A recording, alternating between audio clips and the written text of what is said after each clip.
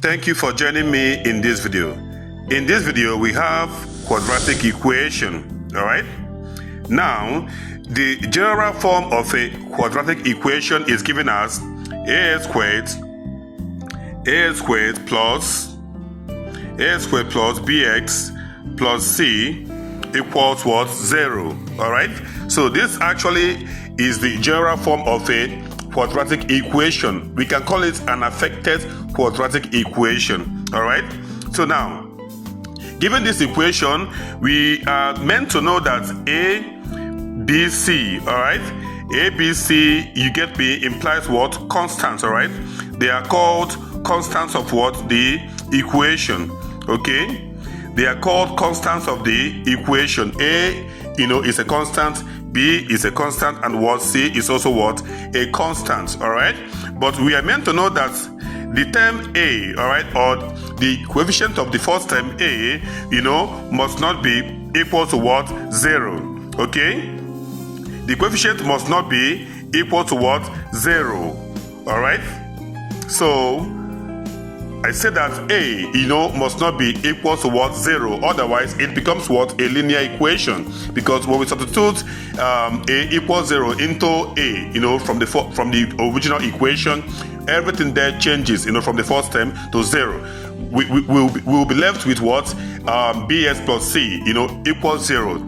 That is, suppose A is 0, suppose A equals 0, all right? You get me? And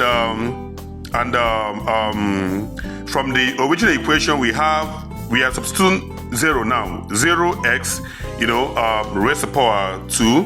You get me? Plus bx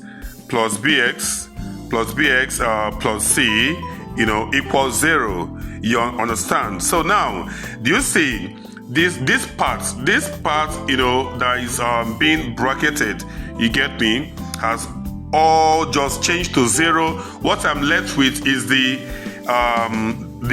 part of bx, and that of what? C. You understand me? So the part of bx plus c equals 0. It becomes a linear equation, since the quadratic term there has turned towards 0. So do you see why we say that A, the constant A must not be what? Equal to 0, okay? From this equation, okay? So you can call it the equation 1, but there's no need, to call it the equation, okay? So let's just remove it. So now, we are told that AX squared plus BS plus C equals 0, is a general quadratic equation where A, B, C implies constants, all right? Again, we are told that S squared, okay, implies the S squared implies the quadratic term, all right? The quadratic term, sorry for the mistake, okay? Quadratic term, all right? Whereas, so the first term, S squared, implies quadratic term, whereas the second term, which is the X, okay, implies the linear term, all right? Linear term, okay? And the third term, C, all right? My C implies the free term or the constant, but just simply call it what? Free term, okay? So do you see it right now? I think I've defined the terms, okay, in the equation. Now, given this equation, our main aim is to look for the zeros of the equation or to find the real roots of the equation, which must come in twos.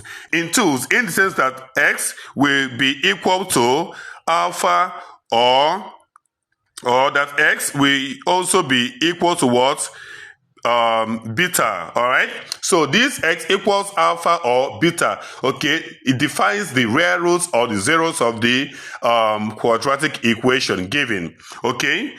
Now, there is a general formula we use to look for the zeros of the quadratic equation, and that formula is given below as x equal to, now we have minus b plus or minus b plus or minus the root of what? b squared. The root of what? B squared, all right? Root of b squared minus 4ac, all right? All over 2a, okay? All over 2a. And remember, we were told that a is not what? Equal to what? 0, okay?